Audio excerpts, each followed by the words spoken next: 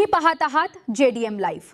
ताज्या बातम्या बघण्यासाठी आत्ताच आमच्या चॅनलला सबस्क्राइब करा।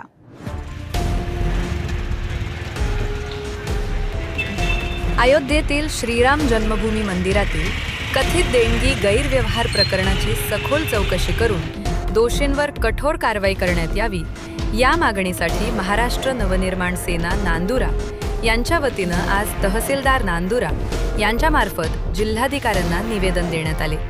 निवेदनात म्हटले आहे की देशभरातील लाखो रामभक्तांनी श्रद्धेनं दिलेल्या देणगीबाबत गैरव्यवहार झाल्याच्या वृत्तामुळे भाविकांमध्ये संतापाची भावना निर्माण झाली आहे। त्यामुळे या प्रकरणाची निष्पक्ष आणि सखोल चौकशी करून दोषींवर कठोर कायदेशीर कारवाई करण्यात यावी, तसेच भविष्यात अशा प्रकारच्या घटना घडू नयेत यासाठी प्रभावी उपाययोजना करण्यात याव्यात अशी मागणी करण्यात आली आहे। लोकांचा पाहण्याचा दृष्टिकोन बदललेला आहे, जे दान देणार होते त्यांचा दृष्टिकोन बदललेला आहे।